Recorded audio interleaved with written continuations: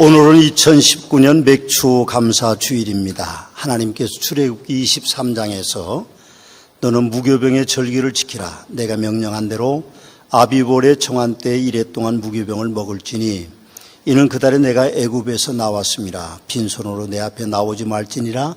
맥추절을 지키라. 이는 내가 수고하여 밭에 뿌린 것 첫 열매를 거둠이니라.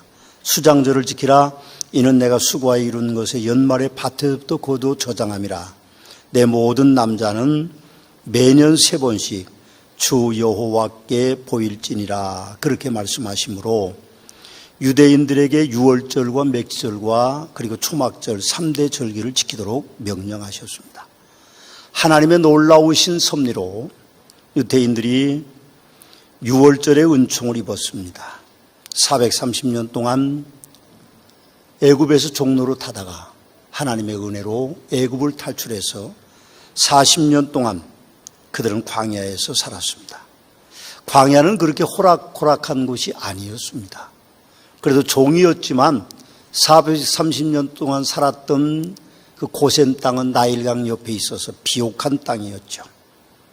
가뭄도 없고 그리고 더위도 식힐 수 있는 그늘들이 있고 흙으로 지어진 집도 있었지만 40년 동안 살았던 그 광야는 수시로 이동을 해야 됐고 또 풀 한 폭이 나무 한 폭이 없는 곳이었고 사실은 먹고 입을 것도 없는 그런 땅이었습니다. 그런데 하나님께서 너희들이 가나안에 들어가면 그곳에서 맥추절을 지키라 그렇게 명령하셨습니다.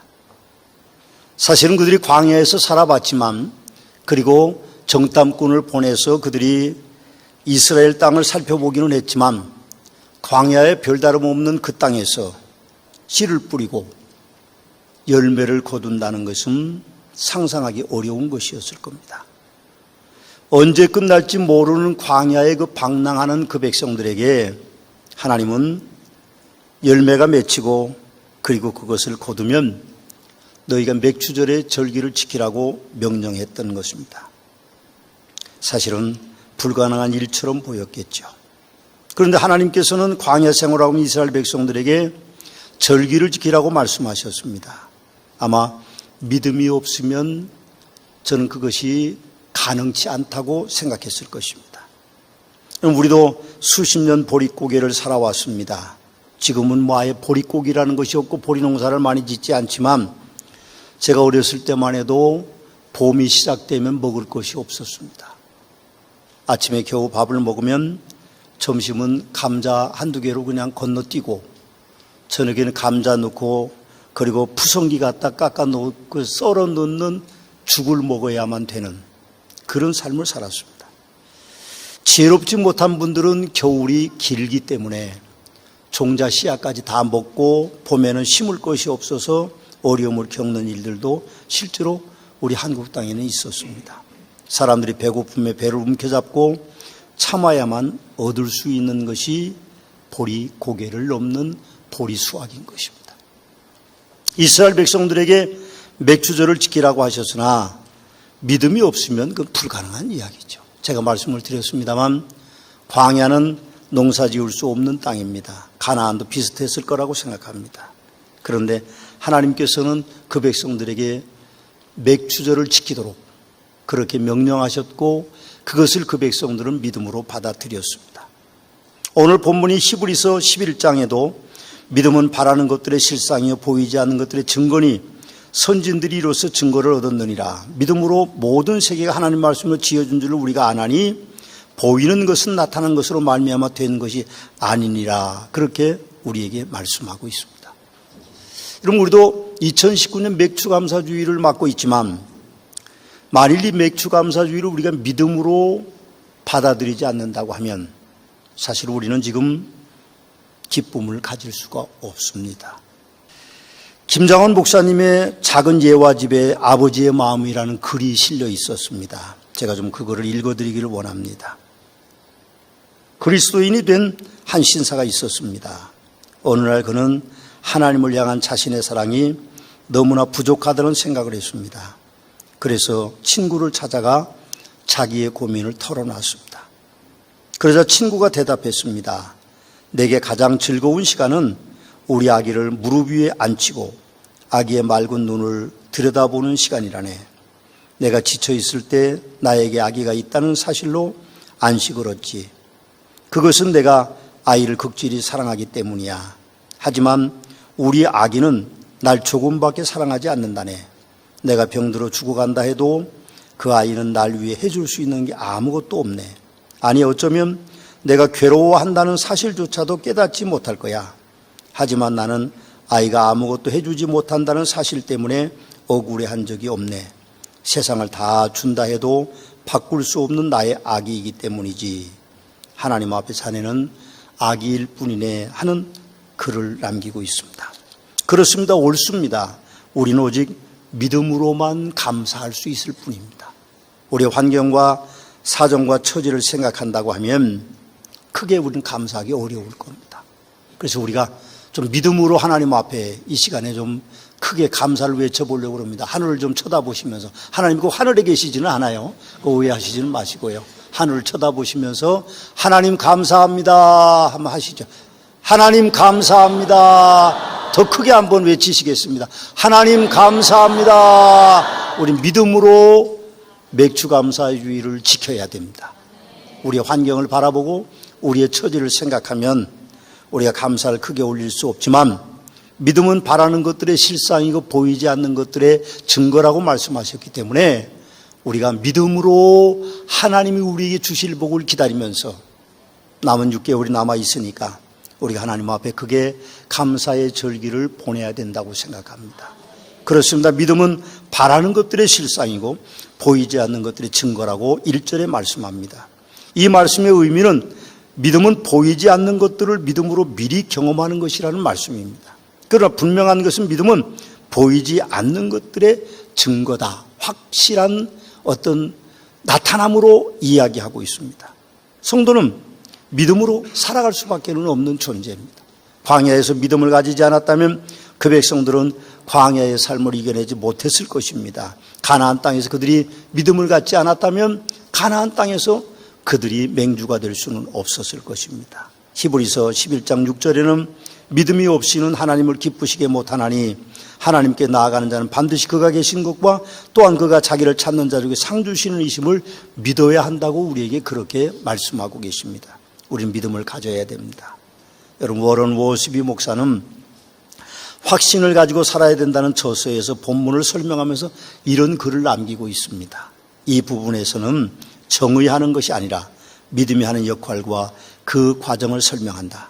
참 믿음은 낙천주의나 그렇게 되기를 바란다는 인위적인 감정이 아니다. 또한 어떤 원리에 대하여 지적으로 동의하는 것도 아니다. 증거가 없는데도 무조건 믿는 것은 더더욱 아니다. 그것은 믿음이 아닌 미신일 뿐이다. 성경에서 말하는 참 믿음은 환경이나 결과에 상관없이 하나님의 말씀을 신뢰하고 순종하는 것이다.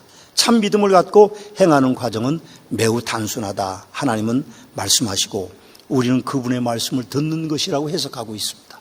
그렇습니다. 믿음이라고 하는 것은 하나님은 말씀하시고 우리는 그냥 듣는 것, 그 단순함이 우리의 믿음을 표현하는 것입니다. 예수님께서 부활하신 후에 도마에게 나타나셨습니다. 도마에게 나타나기 전에 이미 제자들에게 나타났는데 그때 도마는 그 자리에 없었습니다. 제자들이 부활하신 예수님을 만났다고 이야기하니까 도마는 의심이 많아서 꼭 그런 건 아니겠습니다만 나는 예수님의 옆구리에 손가락을 넣어보지 않고는 내가 믿을 수 없다고 말했습니다. 주님이 도마에게 나타나셨습니다. 그리고 내 손에 그리고 내 옆구리에 네 손을 넣어보라 그렇게 말씀하셨습니다. 도마는 아마 예수님의 손도 잡지 못했을 것이고 옆구리에 손가락도 넣어볼 수는 없었을 것입니다. 그때 예수님은 그렇게 말씀하셨습니다. 믿음 없는 자가 되지 말고 믿음 있는 자가 되라고 말씀하셨습니다. 우리가 믿음을 가지지 않고는 주님을 만날 수 없습니다. 믿음이 없이는 더 좋은 미래를 우리가 약속받을 수 없습니다.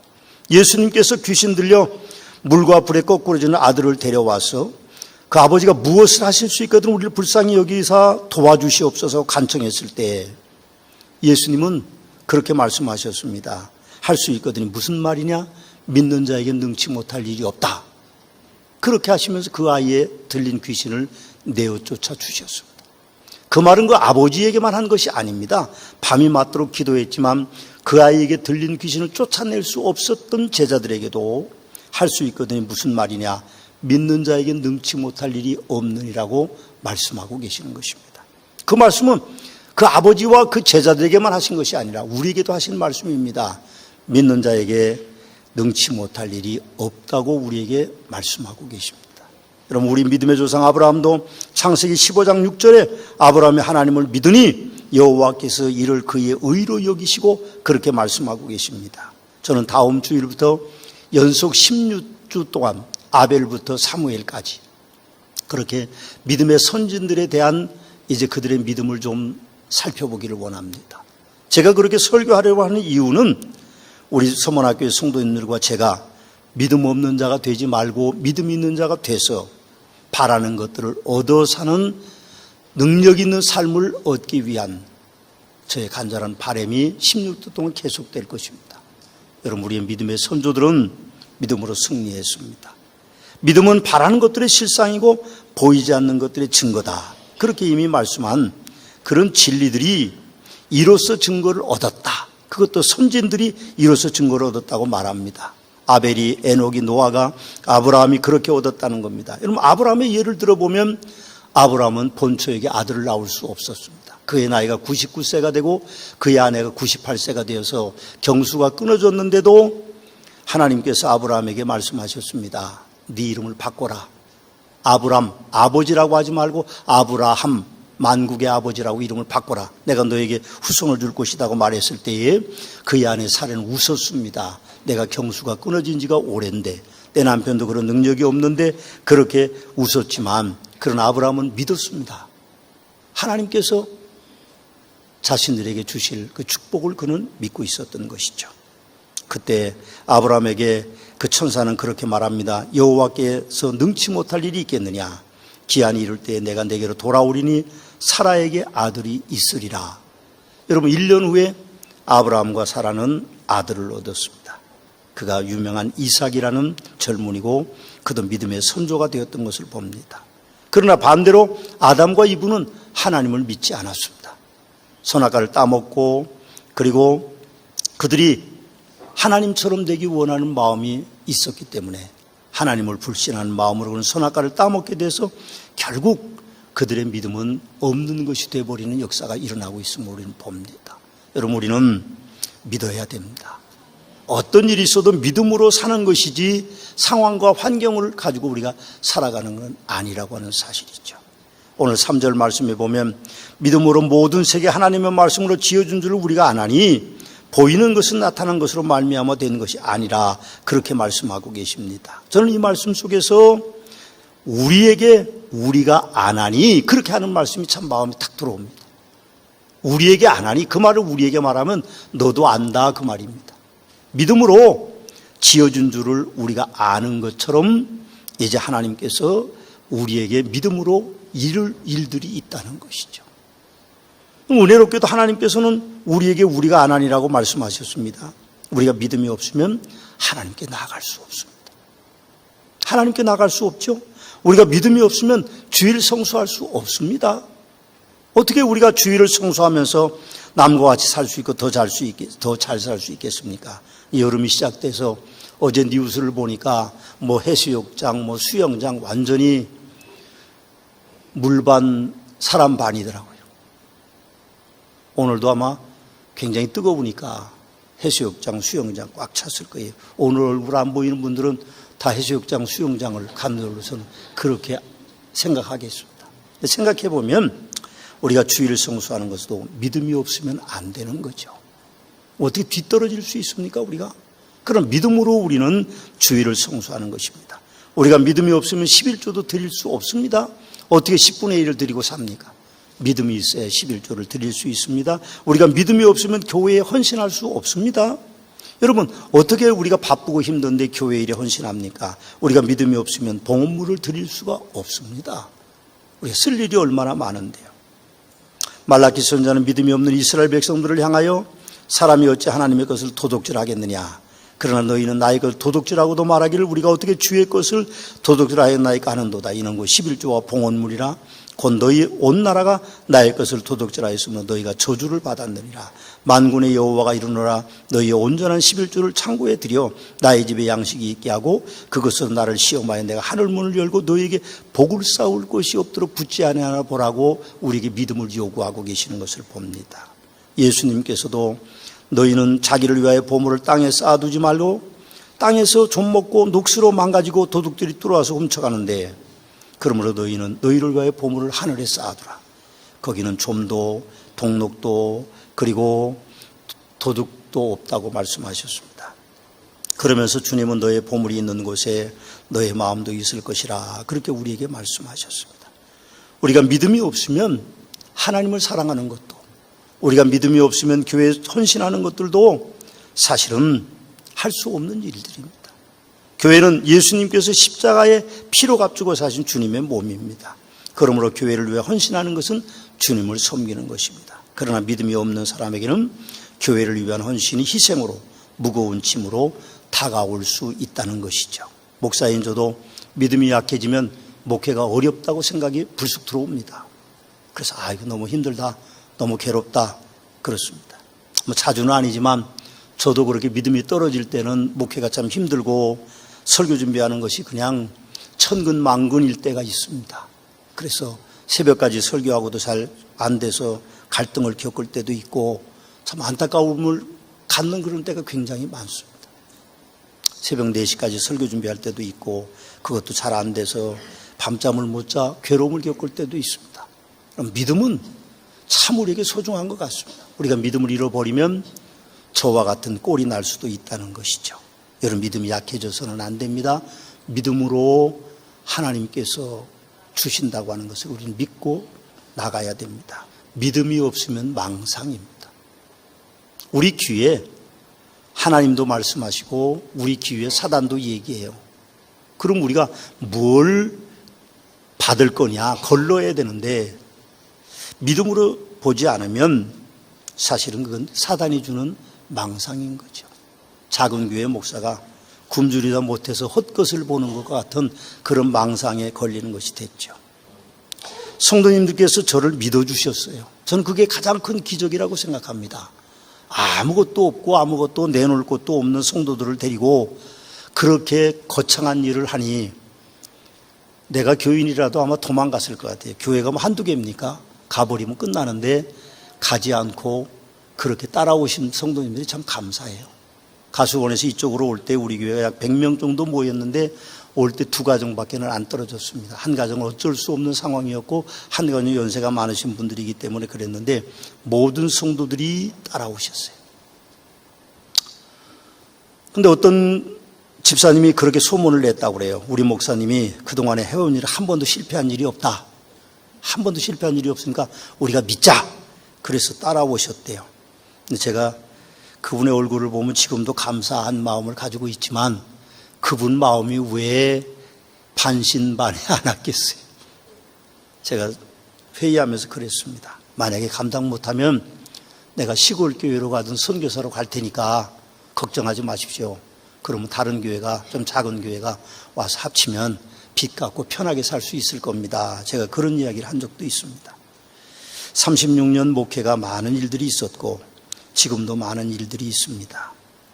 그러나 동역해 주신 성도님들을 생각하면 아직도 서문화 교회가 더 부흥해야 된다는 영적인 배고픔이 저에게 있습니다. 아직도 서문화 교회는 부채가 남아 있습니다. 그 이유 중에 하나는 교회를 증축한 것과 수양관을 건축한 것과 그리고 많은 일들을 감당했던 것입니다. 저는 서문화 교회가 가수원의 성전을 지을 때도 그리고 관저동의 성전을 지을 때도 헌금을 강요하지 않았습니다. 대신 저는 그런 말씀을 드렸습니다. 먼저 믿는 우리들이 전도하면 자연적으로 교회가 성장하면 교회가 부채를 해결할 수 있을 것이다. 그렇게 호소했습니다. 앞으로도 교회 재정 문제로 성도님들께 헌금을 강요하지는 않을 것입니다. 저는 자원하는 성도님들로만으로도 서문화교회는 충분히 풍요롭게 될 것이라고 믿습니다. 재정적인 어려움 가운데서도 서문화교회는 하나님이 주신 믿음의 역사를 위해서 하나님께 쓰여지는 교회로 서 있으려고 합니다. 하나님의 은혜로 서문화교회는 필리핀에 초등학교를 세웠고 지난해 서머나교회는 억대의 부채를 상환했습니다. 그리고 금년에 캄보디아 썸너운 교회 건축을 위해서 4천만 원이 넘는 헌금을 보냈고, 그리고 수양관의 수영장이 완성됐습니다. 수영장을 몇 년째 계획하고 있었지만 가진 돈이 없어 어려움을 겪고 있을 때에 저희들은 믿음으로 그 일을 시작했고, 어떤 성도님이 이제 수양관 소식을 듣고 1천만 원 헌금을 해주셔서 빚 없이 싹 해결했습니다. 수년 동안 우리 교회가 종탑 부분에 누수가 심했습니다. 몇 번 저희들이 방수공사를 했는데도 번번이 그 실패를 했습니다.